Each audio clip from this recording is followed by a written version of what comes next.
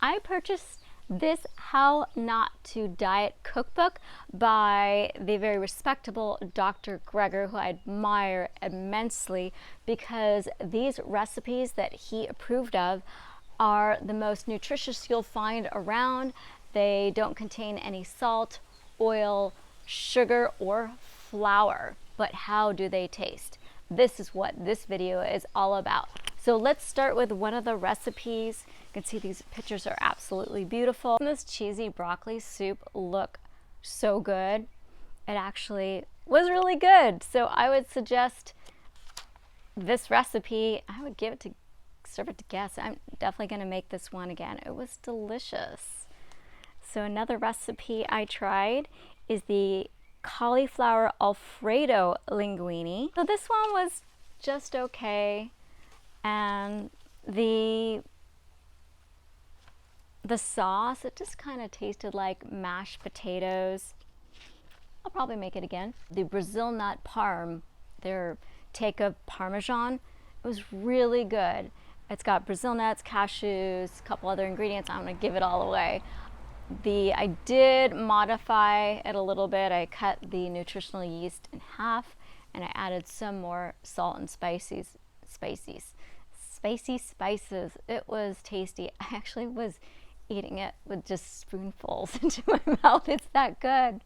This is a red bean and butternut caldo verde. It tasted like earthy broth, and it was plain and boring. This dish is so good. It's the cheesy cauliflower potato bake, but I would make a couple improvements. One is blend the miso with the liquid before adding the rest of the ingredients, and I would add cilantro, peas, chopped red bell pepper, and an extra can of beans to the sauce, just to make it a bit thicker. The Veggie Shirashi bowl, I hope I'm pronouncing that correctly, this was good. I air fried the tofu. I added onions and sliced red bell pepper. I would say don't drain out the miso because that adds all the flavor. If you take that out, it would be very plain, but definitely give that one a try.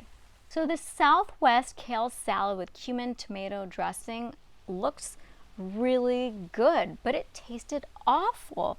The dressing was bitter, it tasted muddy, it was so disgusting, the salad dressing, that I rinsed off the salad and I made guacamole and I added mango and pepitas instead. So if you make this, mix it with guacamole like I did, and I love mangoes. Mangoes are sweet and I like the crunch from the pepitas. So it was definitely missing a lot of really important elements. That's the problem with a lot of these recipes, is we are so used to having a little bit of sweetness in our dishes because a lot of them usually have a little bit of honey or maple syrup, and these just don't have, most of them just don't have that sweetness at all, not even a little bit. So, and then the other thing I don't like is there's no calories and no nutrient breakdown. It doesn't say how many carbohydrates there are, how much protein there is. So if you're trying to track your macros and your nutrients, it's really difficult.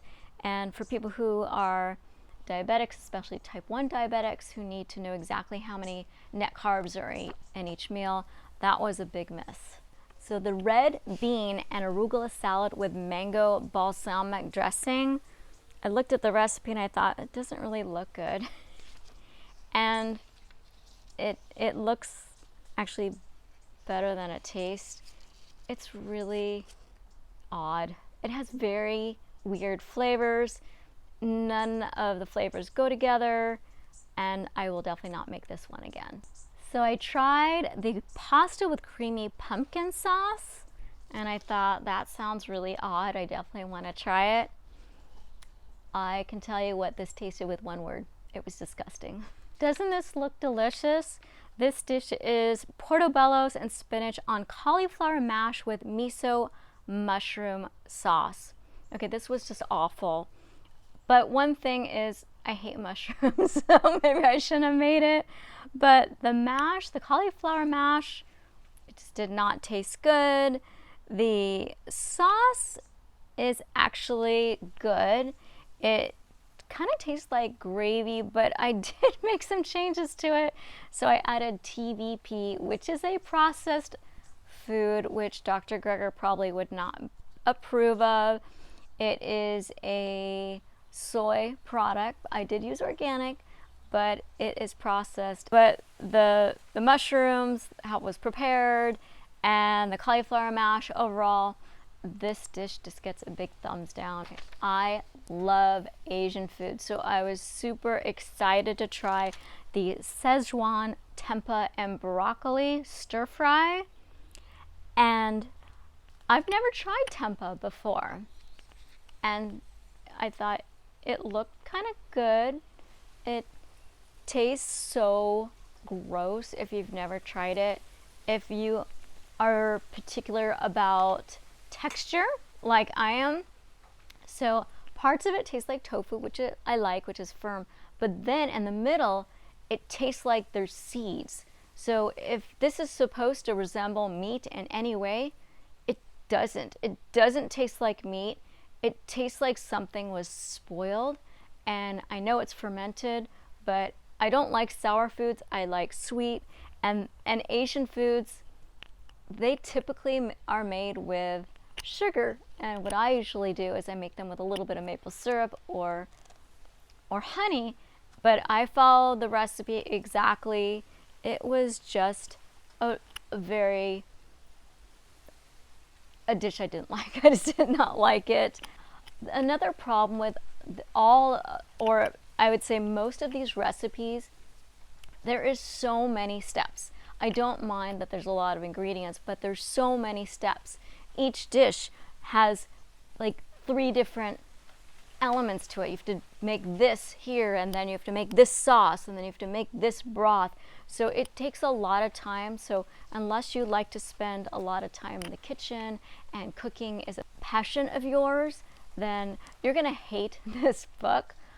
I am going to give a couple more of these dishes a try, but if there's a couple more and I don't like any more of them, then I'm just gonna give up on it.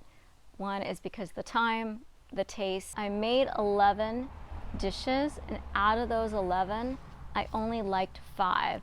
So that means more than half of the dishes that I tried, I did not like. But if you do decide to get this book, a couple things to think about is that you can modify these dishes to make them maybe a little less healthy but more tasty. I would say add some maple syrup, add some salt, or add a couple tablespoons of coconut aminos. It's salty, it's delicious, a little bit of sweetness to it, but they are really time consuming, and I was very, very disappointed, but they are extremely healthy.